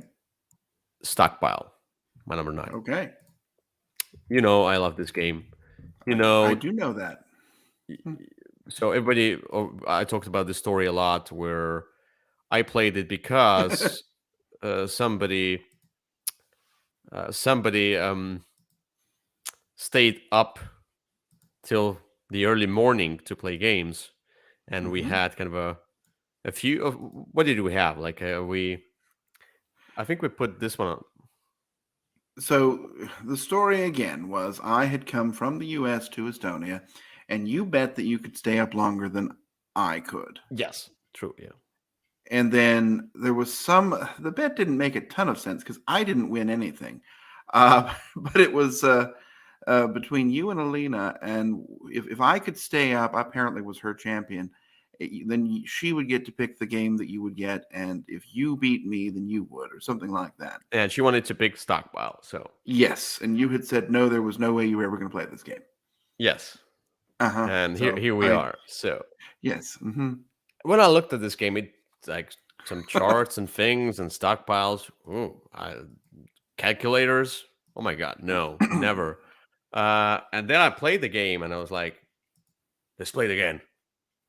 Wow, It's a fun game. I think it's my top one surprise. I think it was in my top one surprise list Mm-hmm. because I just love this game to the bit. So yeah, you basically auction off these different stocks of various companies, and the prices fluctuate. They go up and down, and there's these um, the forecast cards, and you have some partial information of one company goes up or down in price or goes bankrupt, whatever, and everybody else has this kind of a partial information about just one company, and there's some common information, and you're trying to just manipulate all of that information in your favor and get the right cards, right stocks, and then eventually sell it all off and win the game with most money. And Pretty much. there are different expansions. I haven't played with the second expansion yet, but I love the first expansion because you have to get the first expansion already because of these dice. The dice are in the expansion, which is a crime. They should have been in the base game. The base game has the forecast kind of laid down to you. It's certain things like 2 times minus 2, 1 time plus 3, whatever, some dividends, etc. With the dice, they added these extra forecast cards, which have like +1, +2, +3, minus, and so on. Like how the price goes up and down, and dividends, etc. And each round you roll the dice, and the price changes will be different each round. In the base game, it's all the same all the time, and it's even more predictable. In this one, it adds the necessary random to be guessing even more, which is great in this game. And the commodities are also there. The bonds, I'm okay with that. You can play with that. It's okay. Commodities are cool. They just, set collection. You can kind of spice up the different piles of cards with the commodities, or make them less desirable if you put the taxes on there. Nobody wants to pay the taxes. It's minus points. Anyway, stockpile. Each time I show it, and I played it at least 2 times on the cruise, showing it to new people. They loved it. Everybody loved it. Stockpile is always, it's my kind of a holy grail kind of a game where I can pull it out. It's not hard to learn, and just people love it. I haven't found anybody who hated this game. Well, I certainly enjoy it as well. It's been one that I kind of discovered early on, and I've enjoyed it many a time since then. I remember very distinctly when it came out. I was kind of like you. I just played it again and again because I had such a good time with it. Yeah, lots of laughs. All right, let's get to number 8. Number 8 is game that has been much higher on my list before. It has fallen. It's because there's so many games coming nowadays, and so many games are great, and this one just needs a new edition, which apparently is in the works. It needs some refreshment. Cyclades, my number 8. Okay. I do still love the game. It has the Euro mechanisms of the auction for the gods, and the gods grant you abilities to, you know, move your troops, or move your ships, or do whatever, buy monsters, etc. All of this stuff, and you are fighting on these archipelago islands, trying to build two metropolises. If you build two metropolises, by the end of the round, you win the game. That's it. That's the whole thing. It's not about destroying each other, though. There's that fighting for metropolis, etc. There's a lot of that fighting, but still, it's all about building. And you build the different buildings. You beat on the gods. They give you the powers. You preserve money. Money is a very tight resource here. Get the So some people say that they haven't played the Hades expansion and they played the Titans expansion, and they loved the game much more with the Titans. I don't like the game with the Titans as much as I like the base game with the Hades expansion. To each their own. To each their own. For me, the Titans became too much of a war game type thing where you are. It's because like with Titans now you can march with the Titans everywhere. You can destroy each other, but this game was never about destroying. It was more about the um the tight kind of a threat, the sense of threat going on, because you are all separated by the islands, and if you will not get this god, you won't be able to attack me, so I can still build up my troops and defend myself. Sometimes I bet on the Ares, which is the warfare god, not to attack but to defend myself from you, and so on. So it was more strategic. Now with the Titans it became more tactical. I don't like, and it's one mass of a land. Everybody's not like on the same land. It's not fun. I don't understand why people like Titans. If you want to do this kind of attack each other all the time, you have Kemet for that. Another game from this series, like a spiritual kind of spiritually connected game. Play Kemet, and I have Kemet for that. And if I want to play this kind of a Euro, a hybrid game, I will go with Cycle D with the Hades expansion. Hades adds those smaller gods. It adds the priestesses and etc. Where you can prolong the contracts kind of with the monsters. You can keep the monsters for longer, because with this one, if you buy a monster, he's there for a turn and then he goes away. You kind of buy his help, not the monster itself, which is cool concept. I like that. It's like, say, if you want to go with, I want to have the cool monsters and then destroy everybody, go with Kemet, because then you can buy the monster, it's with you for the rest of the game. This one is so different, and yeah, just an amazing game in my opinion. Well, I enjoy it. I definitely like Kemet better, but I like this game a lot. It's one that I wish I got to play more. It sort of seems like I end up I end up playing it, then forgetting how to play it, and then several years later get to play it again and have to relearn it. But it's not hard to learn this game. I mean, No, the it's not. rulebook It's isn't not a the very best. complicated game. Rulebook is not written well, but yeah, it's not a hard game to learn at all.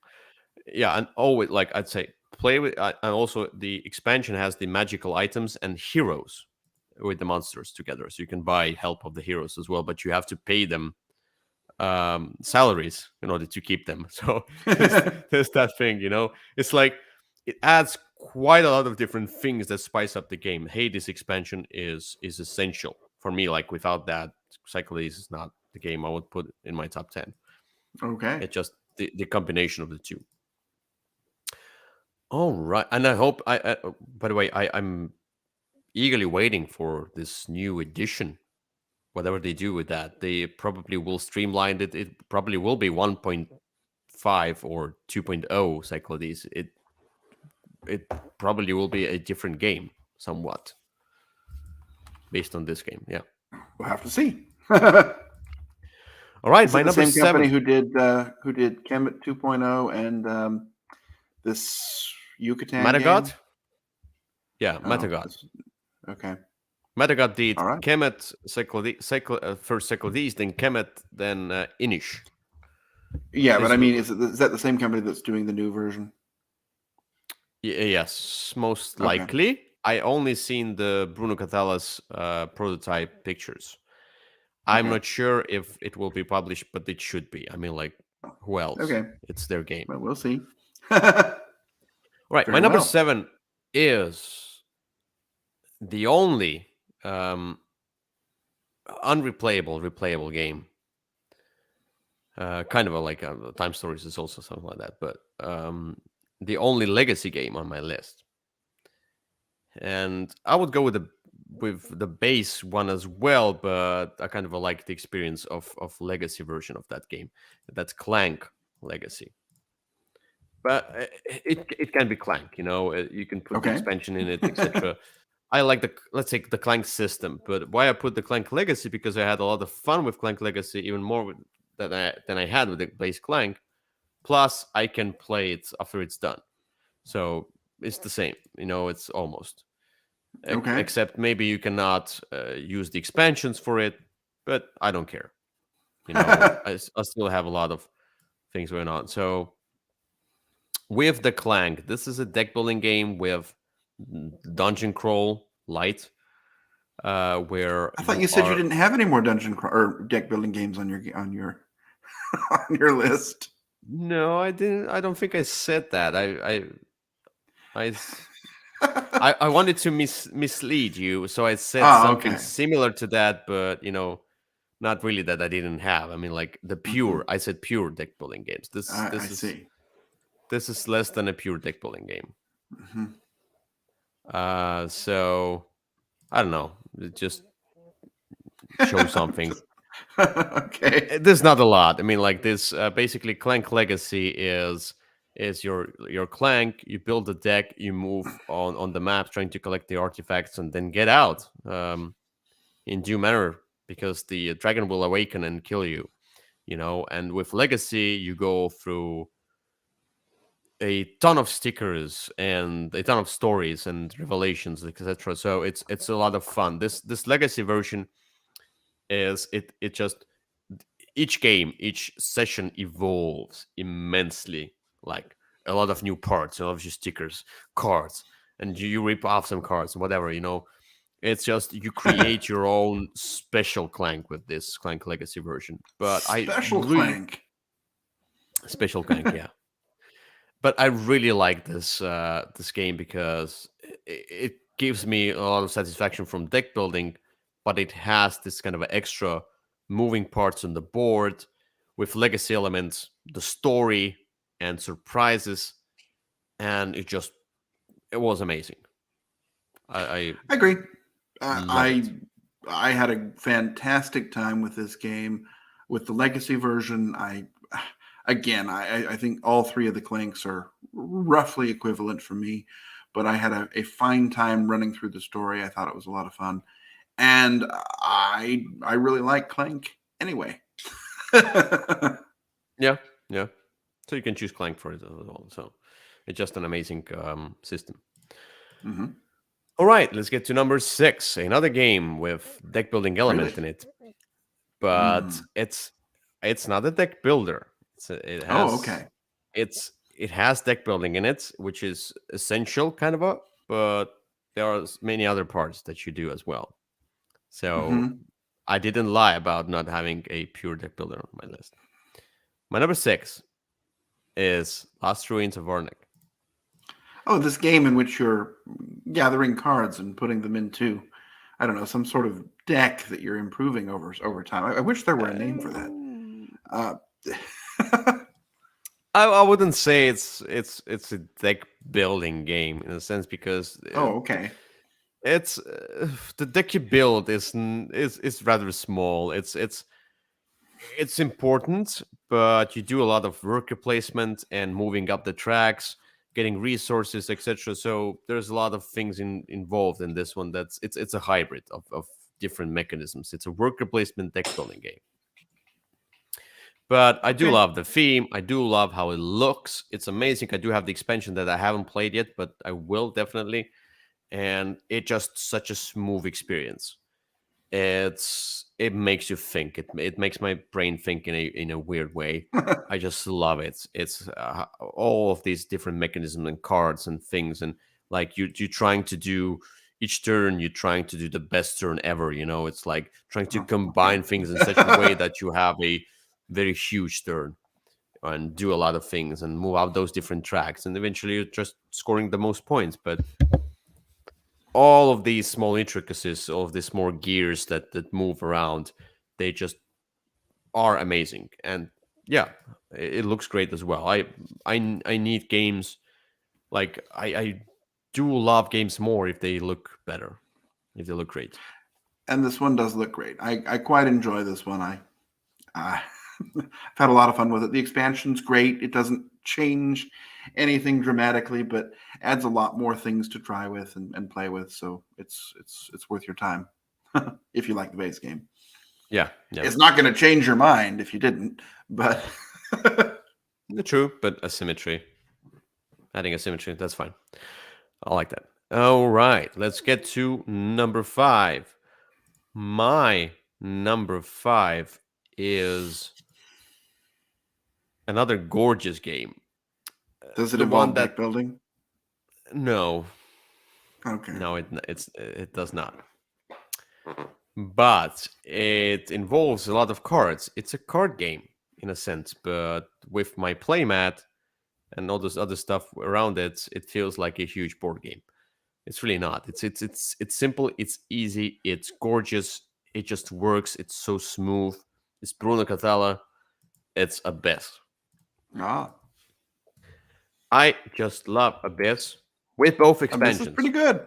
With both expansions because it's essential for me. Like I wouldn't play with the second expansion, replacing the monster track, the useless monster track, with the Leviathans that you can fight, separate strategy thing. It's important. It's great. I love Abyss. Um, it's so simple. It has this kind of little that exploring where you turn over the cards and then you offer it to others, then you can get it for yourself, etc. And yeah, you either explore or you get a pile of cards that are already there, or you buy a lord with those cards, like the companions, whatever they're called. You buy the lords, which give you abilities, but also give you keys. And once you collect all the different keys, you can get the locations, which will give you even more points, etc. But you will lose the abilities of the lords. And there are these cool pearls and stuff. And it just everything just works so well, so smooth. I just love the whole experience that I get from this game. With the two expansions like Leviathans and Black Pearls, also it's like corruption into this, and the lords are really powerful. The corruption lords are powerful, but how you manipulate the Corruption Black Pearls, lords. corruption lords, yeah. So they are powerful. So yeah, why not? I'm just enamored with this game. Each time I play it, I have a lot of fun. Yeah, I quite like Abyss. I've played the base game and the first expansion. I've never gotten around to the second one, but I really Oh, enjoy both versions of that. And it's a surprisingly easy game to get into. And so it's a happy game that I really enjoy. And it looks good too. yeah, yeah. You need to get the second expansion. It Oh, I will. have it. I just haven't played it. I mean, you have to play the second expansion because It's you'll gonna see be how like much better it is.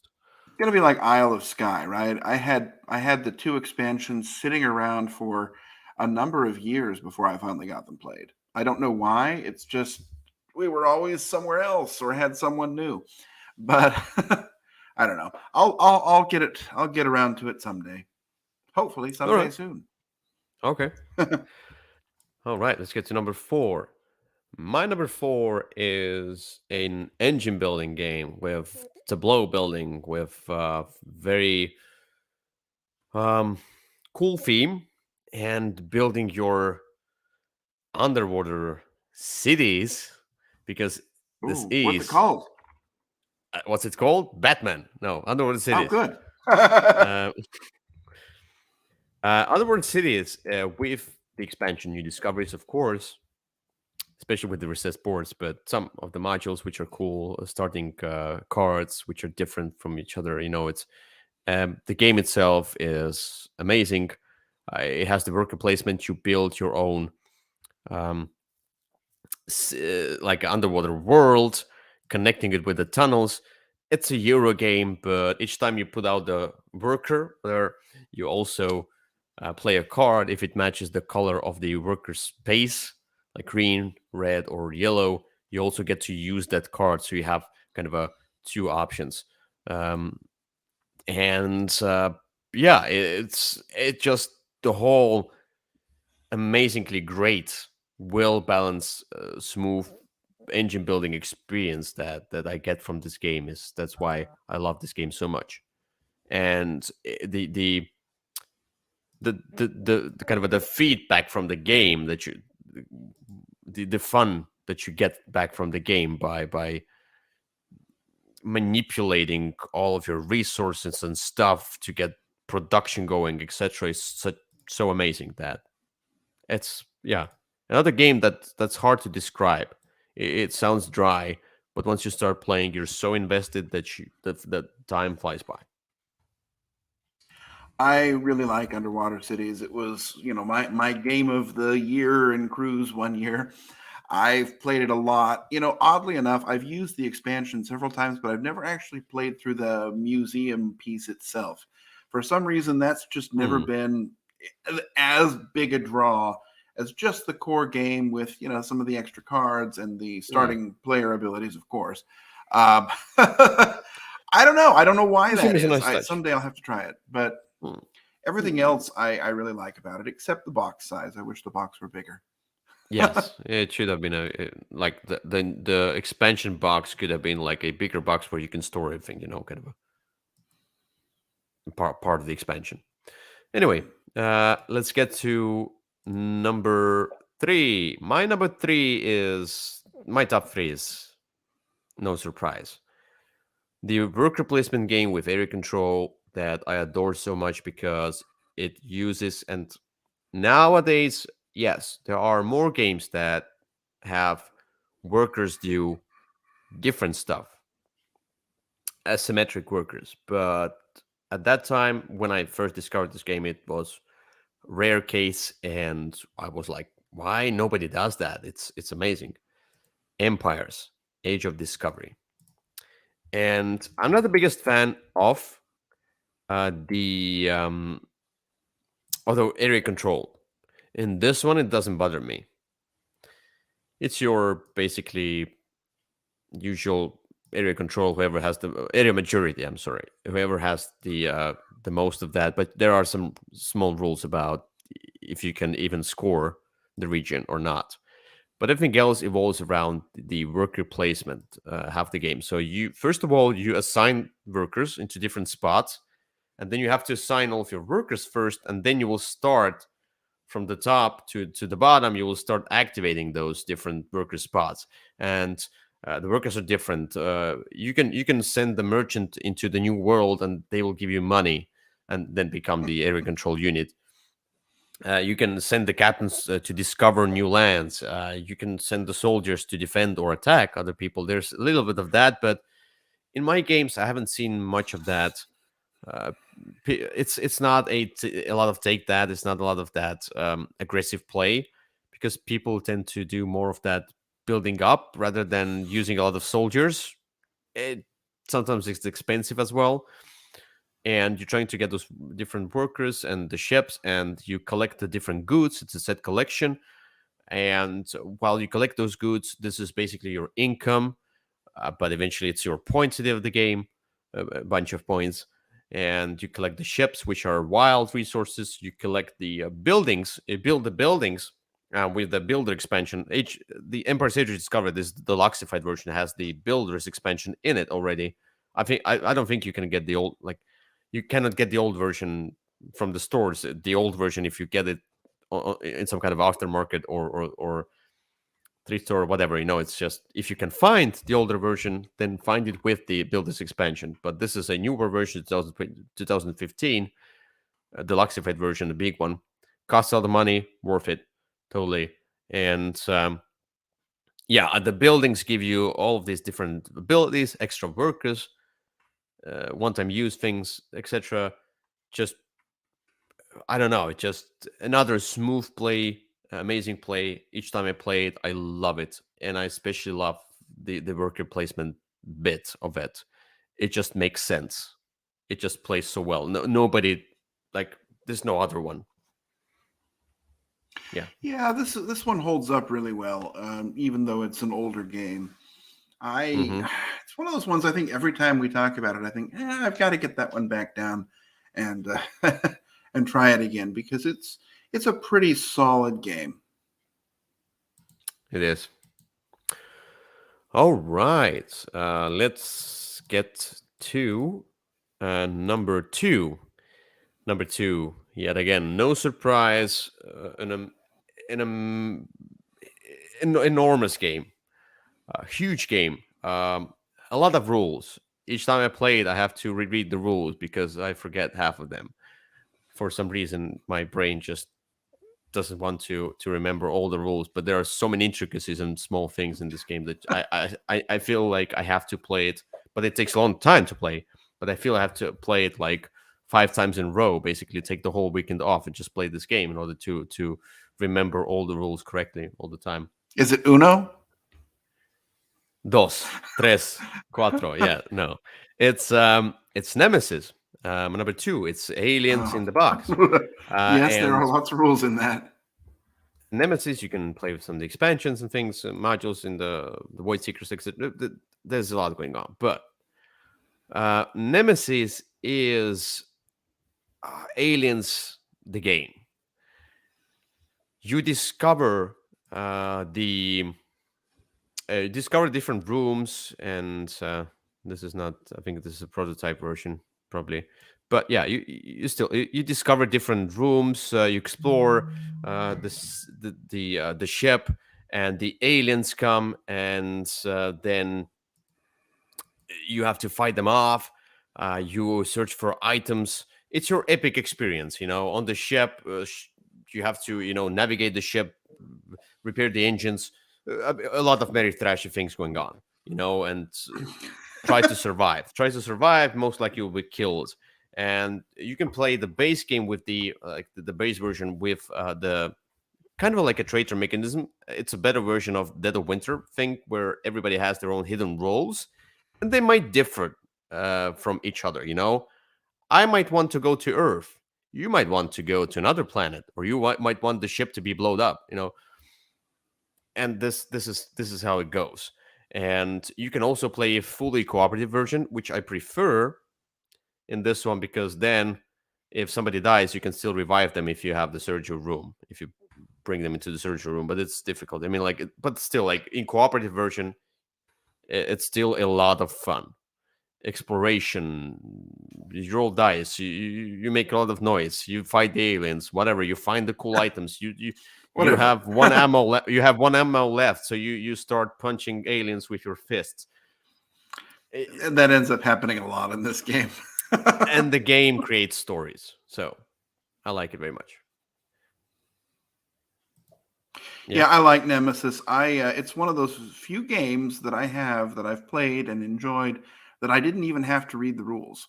My my poor brother had a copy of it and really wanted to play, and so he taught it to me, and that's how I learned. I have the new stuff, but I haven't really even opened it yet. So, oh well.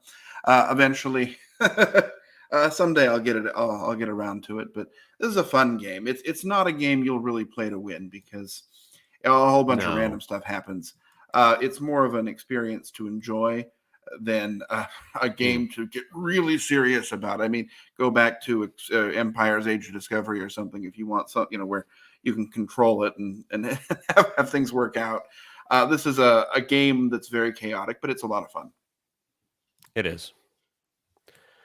All right. Let's get to my number one.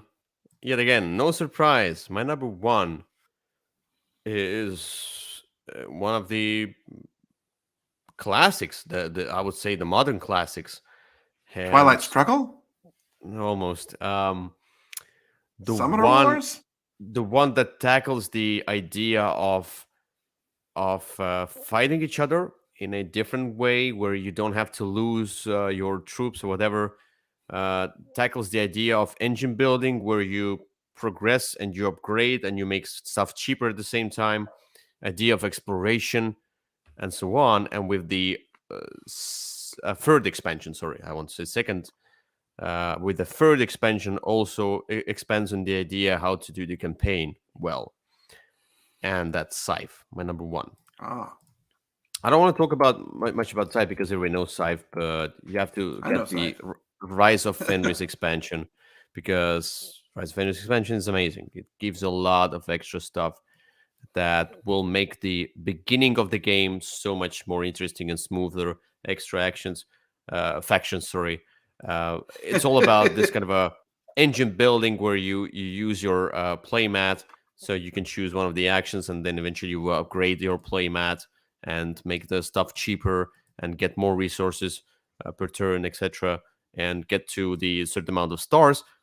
I don't like race and race to the points as well. This is race to the stars, to putting out the stars, which I should not be liking, but which I like uh, because it just doesn't bother me. So, and it's an epic experience, especially with the expansion of Rise of Fenris. The other two extra factions are fine. Airships, don't care. Alternative end game conditions, cool. Airships themselves, I just don't play with them.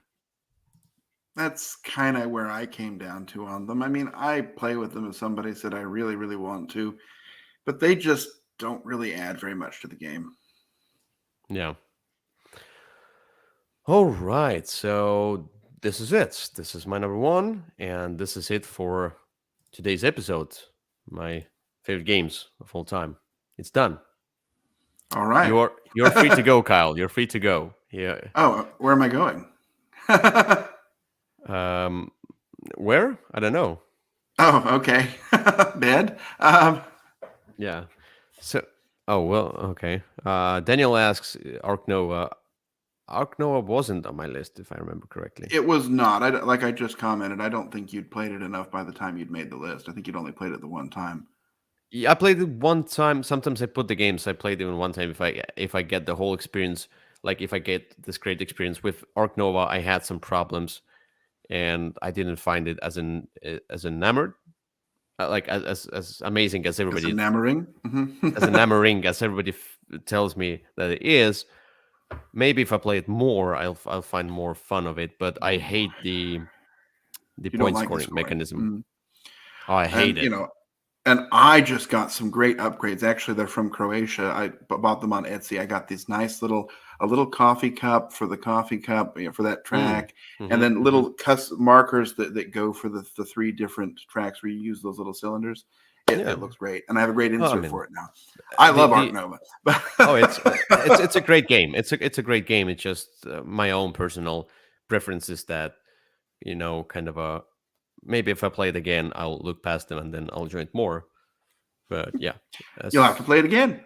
Yeah, I couldn't really put it anywhere on my top 100 for a moment. Just need to play more. All right, so that's it. Thank you for watching, and we'll see you soon. Maybe. Soon. I'm going to Eurovision if we do it in 2 weeks, I'll be in Eurovision already. But, well, we'll figure it out. Yeah, we'll see. Maybe we'll do another episode next week as well. So. All right. Well, there you go. Thank you. And thank you. See you when we see you. And on Wednesday. And Wednesday. You'll see you on Wednesday. Okay. Come up with the theme. Anyway. Bye-bye. All right. Bye-bye.